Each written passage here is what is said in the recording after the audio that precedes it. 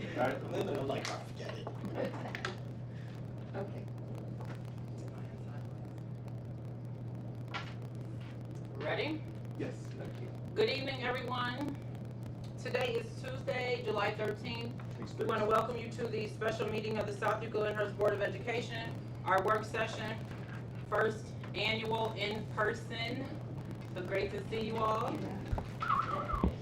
May we call this meeting to order? Mr. Hill, it is 6:01. Mr. Bloomberg, Happily here. Ms. Falkenberg, Here. Mrs. Jones, Here. Ms. Lee, Here. Mrs. Ryan. Here. Perfect.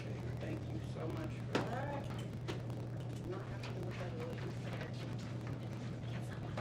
We can go right into item 2.1, discussion items regarding the summer program update. Dr. Reed? Yes. Well, good evening, everybody. It sure feels good to be in person, maybe 16 months later. So we know the value of our parents and our families and our staff who've really enjoyed actually tuning in our virtual meetings. So bear with us. This is our first one that we are having in person, but we are also taping it so to bring you that opportunity as well. This evening we have two discussion items. Back in the May meeting, we talked about our summer programs and what they could look like. I think we were really excited about it. I thought we would follow up this evening we've kicked them off. They've been underway, and I had an opportunity to go visit the programs at Sunview, and really, really great stuff happening. So we will be reporting on that. The second piece we want to talk about is actually the professional development training that's going to take place. I think that's a key point that we want to look at is, I guess you want to say post-pandemic, or just some of the things that we're going to be doing in order to effectively, I don't want to say teach or meet the needs of our students. That's why we're here, is actually, we're going to have to do some things differently after 15 months and just different things. And so parents and families should have received a notice yesterday with regards to message, with regards to our plans for next year, our school day. And one of it includes an early release day, which will be happening on Wednesdays, which is really a 95-minute block of time at the end of the school day. So we thought we would preview this evening for the Board of Education and also for those viewing is what are some of the PD opportunities that we're going to have. So those are the two items that we'll be talking about, and it will be a continuation. Again, for those watching as well, there are some things that still need to be updated. As you can tell, our face covering policy, that information is still evolving. And rather than make a decision here July 13th, what I have learned is maybe 2 weeks from now might be something different, and by August 1st. So please note, it's not that we're not making decisions. I don't want to backtrack on some decisions that we have. So, stay tuned, and we'll be having more messages going out. So with that being said, I'm going to turn it over to, I don't know if Mr. Capo or Ms. Bastock is going to take it first. Okay. So I'm going to do the summer school part, and Mrs. Bastock's going to take the professional development. And Summer School Academy, we're going to start with the K-6 Wonderland. And we're going to start with a little video. Summer campus fun.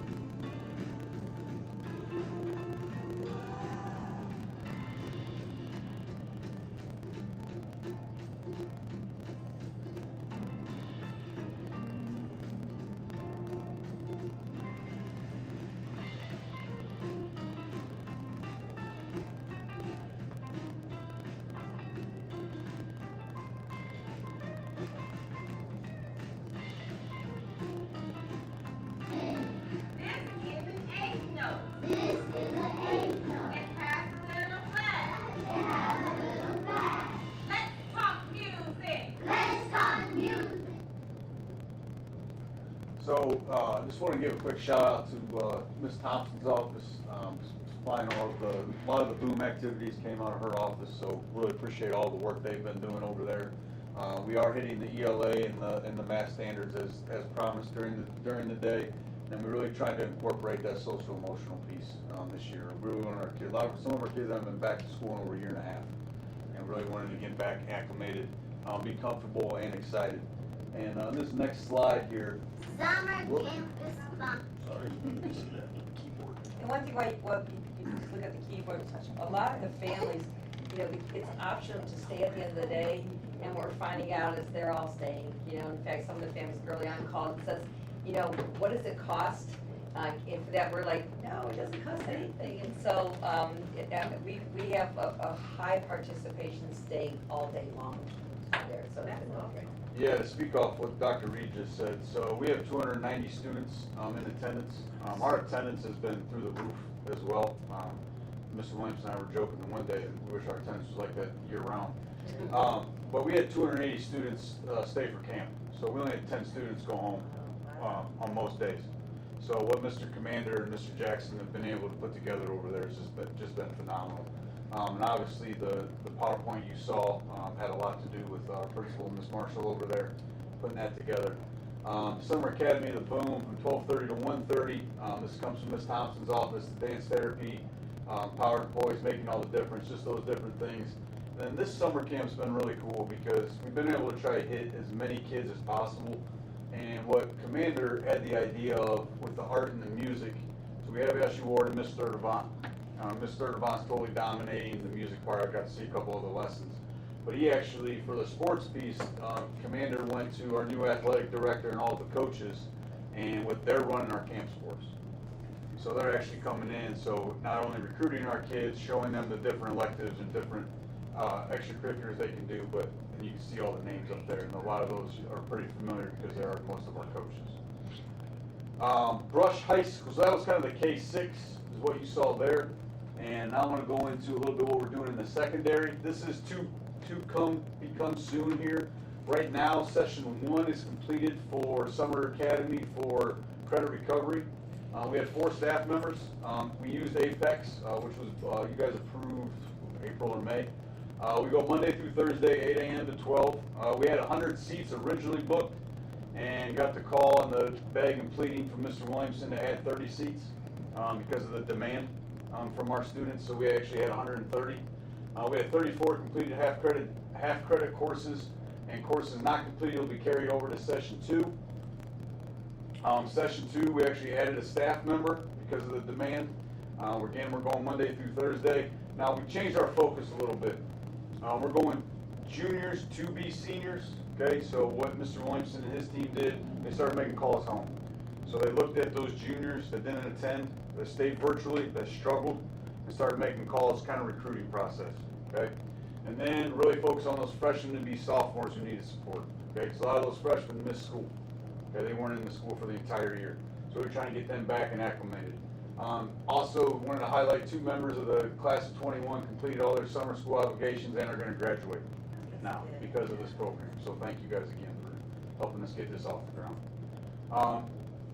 To be coming soon, we have AP Summer Camp going on. We got the art, which is June 11th, that one. We had 14 students participate, and then coming, we have August 9th through the 13th will be our AP Summer Boot Camp. And it's going to be all hands-on. As teachers are running it, they've done a phenomenal job laying it out. They're actually the ones that came to Mr. Williamson with the idea and to help get this going. And we're expecting over 100 students from our AP classes. These are the AP teachers? Yep, Or? yep. They get 3.5 hours. I think we gave them a half hour, an hour prep time leading up to that day. So they're going to keep them there. Kind of set the expectation you've been there, right? And just kind of getting them reacclimated to the AP. This one's really cool. I'm excited about this one. This is something new we're doing. So a lot of you are familiar. Kids go through the districts. We have Memorial Summer read every year, right? And Ms. Newton actually came to Ray and I with an idea of having some type of check-in system for our kids, right? Usually we just send the books home and pray and see what they come back with in August, right? And then junior high principal, and it's hit or miss, okay? So actually, if you went to our website, We've been promoting it up here. Actually starts tomorrow. And what it looks like is, so they're gonna be virtual check-ins. And all the teachers give them credit. Miss Ola, Miss Newton, Miss Werner, Miss Girl, Miss Lori, and, yeah, that's 5. And what they're doing is they're gonna have check-ins throughout the rest of the summer for kids. They'll be able to log in, meet with their teachers. They have a central question set up to ask the kids to help guide them. And even if a student's not to where the checkpoint is supposedly supposed to be, then they just hang out for a little bit longer. They get them caught up and they keep it moving. Mr. Bryan has sent out 3 different Schoology messages. We've been trying to hit them on social media as well. And then we have the links there for the parents and things to be able to click on that. So this starts tomorrow, so if you're watching, got a junior high kid, get them on that. Okay? And now I'm gonna turn over to any questions about any of the summer stuff. Very busy. Before Mrs. Bassler gets started, some of the things, you're not gonna see everything complete, because we've gotta remember we're building on stuff. So in other words, this is how we're gonna plan for things, so opening up our year, as we also look at and see data in real time. A lot of the professional development or the TBT, the focus of the TBTs may change depending on, again, what they see. So, but we thought it would, we'll give another update. We thought we'd give you a lot of training going on this summer for, want to build our assistant principals, our principals' capacity with some new stuff. And then, of course, once the school year begins, we have teacher leaders and different things we want to as well. So it's been a busy summer, and it'll continue to be a busy summer for us. So that's great. So yeah, so it's a work in progress. I think I change these slides every 5 minutes, so who knows, because I keep coming up with different things. But so we started, I started in May, really kind of looking at the building leadership and really wanting to grow our leaders as instructional leaders, kind of like immerse them into the curriculum and the content so they can support teachers in the classroom. So in May, we just took a look at a couple of things. We looked at our instructional leadership, we looked at our assessment data, and Dr. Reed has been very, very honest and vocal about, like, we need common assessments, we need to be on the same page. So we kind of talked a little bit about common assessments. We talked about teacher-based teams, about where we were, and standards alignment. So those were kind of the beginning discussions with leadership in May about, like, where are we going. So then we turnkeyed that into a June intense 3-day, all-day professional development with the building principals and assistants. And we really dove into ELA. And we really talked about the 3 shifts in the Common Core with ELA: complex text, grounding, reading and writing and evidence, and building knowledge. We, all together as a team, there were uncomfortable moments, there were like aha moments, there were all kinds of great moments to really build that knowledge of what we need to see our kids doing in English language arts. And at the very bottom of that, you see, like, that is our main goal, is students should be spending the majority of time reading, writing, speaking, and engaging with on-grade level complex text. So that is the push, and that is what we are working with our leaders, so they can support teachers and understand what that means for them too in their push for their buildings and setting goals. So then we're gonna turnkey this into August. We have a retreat on August 4th that we're really gonna look at our unfinished learning. We talk about COVID, we talk about how we have to make sure that we are continuing to accelerate learning. So we're really gonna look at continuing at those shifts, and we're really gonna look at what our classrooms look like. We're gonna watch some videos, we're gonna do some fun things so we can have a lens of what we're looking for when we're talking about ELA. We're also gonna dive into our math data, and we're gonna provide some resources for them as well. So we're kind of really narrowing the focus for our leaders and becoming instructional leaders. August 17th is our good old professional development day, and you can see, like, this is outlined, and there's a couple of things. There are PDs that we have put in place. The iReady up there is what we're looking at as a new assessment system to have common assessments. So we can, when we look at data across the district, we're all talking the same language, and we can all see where we are. And then there's the complex text and TBT part that we're gonna look at, but you also see there's some building choice in there. And that's for the principals to kind of look at their building, because even though we're a district, they do have nuances in their building. And we've been working with Melissa's department too, because we do have to focus on that SEL part as well. So they'll have some leeway to do some things that they want to do in their building. And then this all ties into how we are going to use our Wednesdays.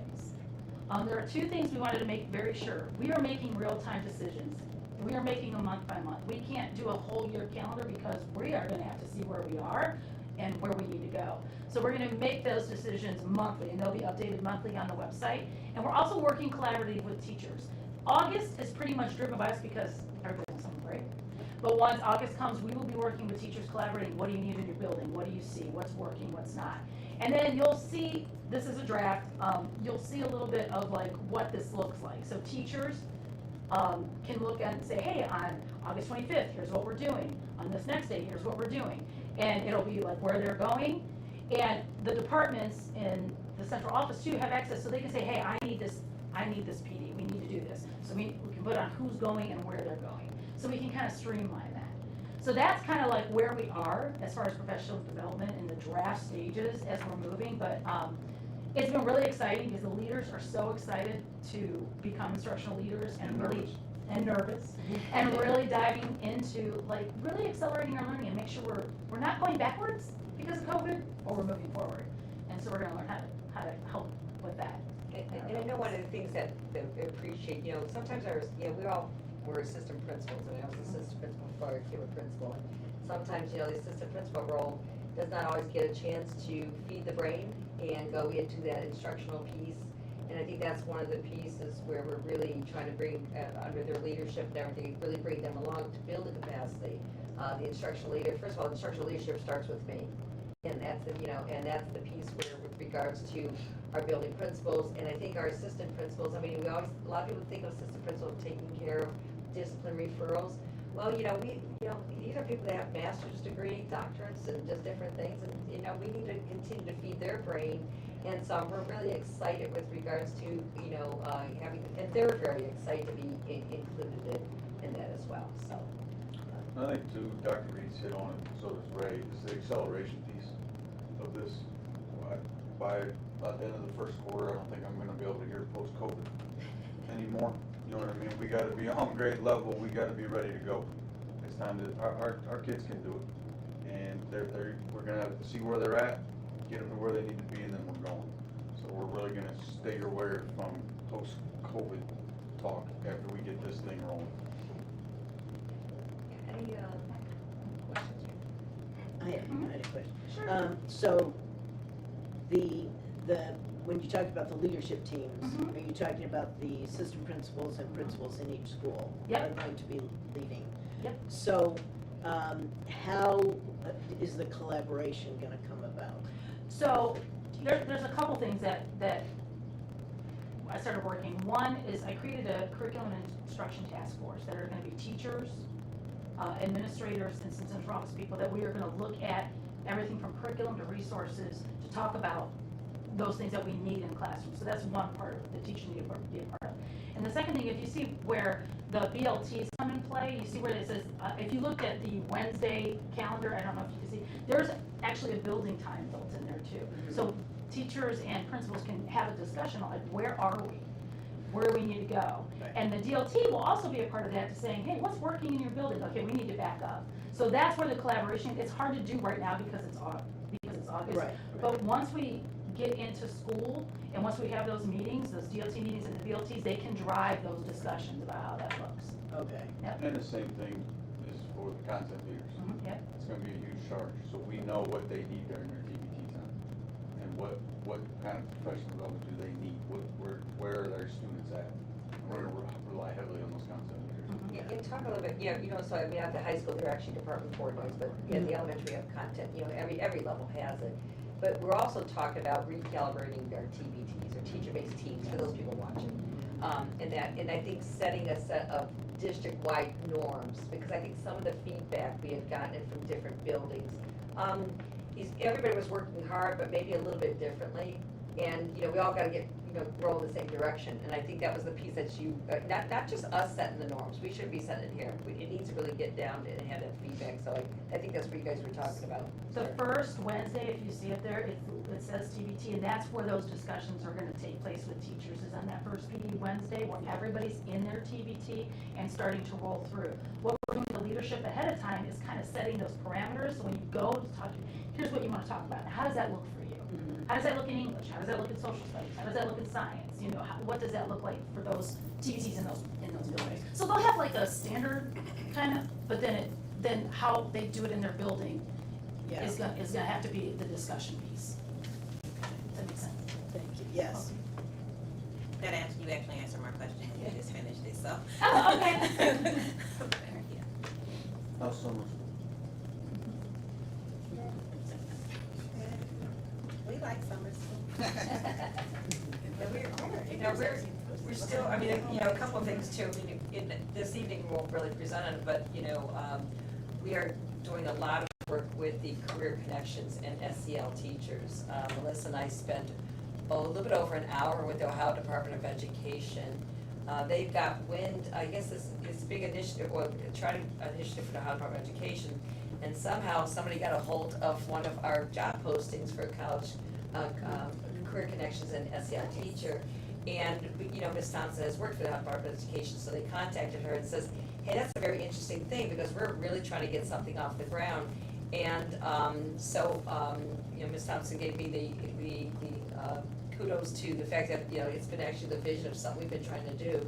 They were, let me just tell you what, there's a lot more to come. We certainly got their attention and the attention of some big foundations with regards to everything we talked about. Remember, we talked about having the soft skills and just everything, and they're just amazed that we're trying to take this from kindergarten on up, and you have to start there, in that piece. So we're really excited. We look to, actually, we probably have a couple more meetings coming up with them, and we are going to, get you up to speed on that. And do you want to share real quick also with our summer program, because we're talking about how, was it with MyCom and how they were? So MyCom and the Ohio After School Network, they came to visit and did a follow-up email also, wanting to celebrate what's happening in terms of our partnerships, to have that collaboration, and they see it as a model of how it's supposed to work for summer programming in a school district. So that's also being shared at a state level, so.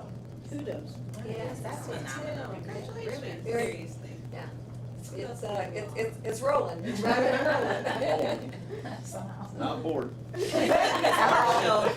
her team know that we greatly appreciate everything that they are doing too, so I don't want them to think that we, overlook them and just do the leader. So we appreciate every staff member. That there are some staff members that I saw today that I didn't even think would ever work summer school. And they are there working summer school, and it was I had to go in today to take my children some lunch, and it's like, I was like, I want to stay, because it was so engaging, and it was so fun, and then Desi was coming in with his stuff for dance therapy for the afternoon session, and I'm like, oh wow, this is amazing. Even my mom was like, are you sure y'all not charging for that? I'm like, no, we're not charging. So thank you. You know how COVID brought challenges, and we have had summer school in the past, but, sometimes this actually gave us a new opportunity to say, you know what, I don't think we'll ever go back to how we used to do the summer school. I think this created a new energy, and one that, as you can see, the participation is unbelievable, and that, so it's, sometimes you already said I turn a challenge into an opportunity, and they certainly did, and they did a great job with it, it's a lot of fun, and I don't know whether we're ever go back, and trust me, there's learning going on. And you look, and I think the teachers are really, I was just watching a few classrooms before their boom sessions and everything else, I think they're just so happy to be back engaged with their students, and you mentioned some that didn't, I think they just so miss the kids, and the kids, really miss being there with their teachers as well, so, doesn't feel like summer to them. Well, I can appreciate the honesty. I mean, talking to a couple of teachers, like, nobody really knew what to expect with this process, and it's so easy to just roll out a process, and even when you see it not work, you just keep rolling with it because it's rolled out.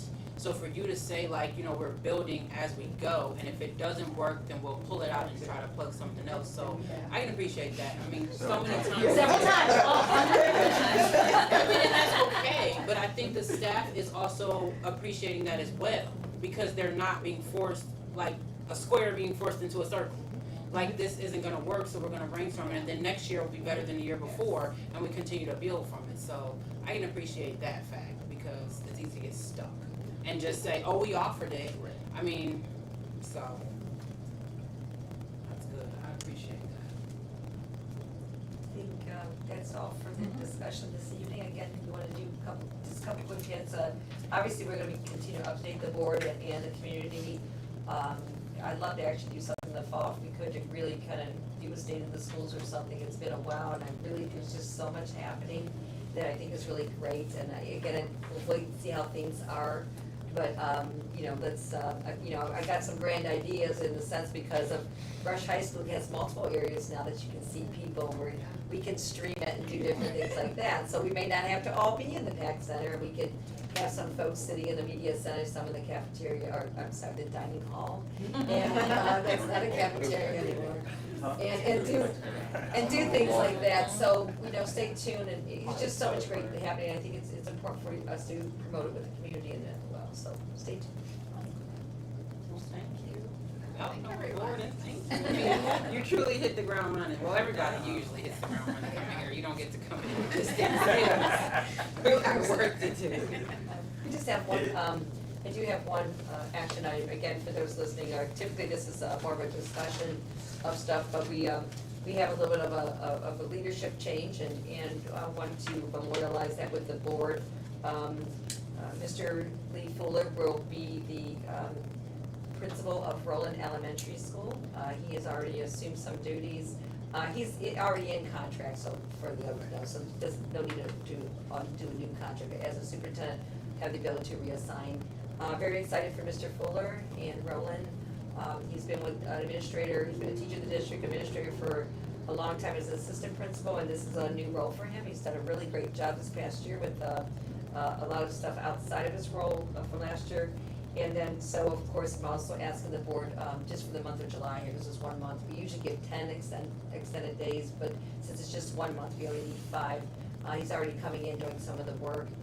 He was the assistant principal at Roland, so we have made another administrative change. I don't know if Sylvia Marshall, who just completed her first year as assistant principal at Greenview Middle School, will be transferred over to Roland to be the assistant principal over there. And tomorrow we are going to be finishing up our second rounds for an AP position to replace that at the middle school. So just wanted to kind of get everybody up to speed. And so recommending that change to the Board of Education this evening. May we get a motion to approve item 3.1? So moved. Second. Lee and Mr. Bloomberg. Any questions or comments? Congratulations. Congratulations to them both. There he is, to both of them. Yeah, to him and Very good. I think it'll be a great matchup there at Roland. For the staff and students. Those families are gonna be in for a treat.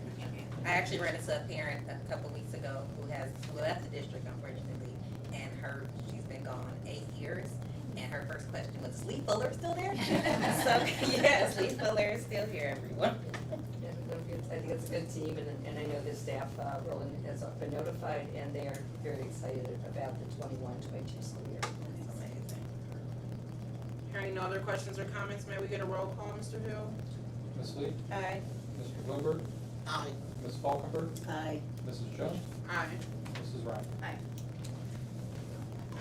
We can go right into item 4.1. I don't think we need this evening for executive session. There is no need for an executive session today.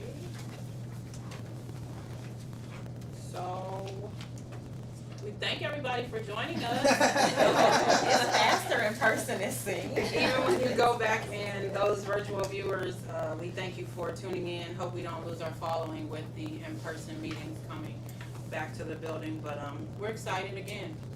We gotta play this by ear as well. We look up and there's 100, might be 2, might be 100. We'll work it out as we go. So, may we get a motion to adjourn? It is now 6:30. So moved. Ms. Lee and Mr. Bloomberg. All in favor? Aye. If you want me to, I could go longer. This was a good first in person. I figured. Good information. Are we done? Did you cut it?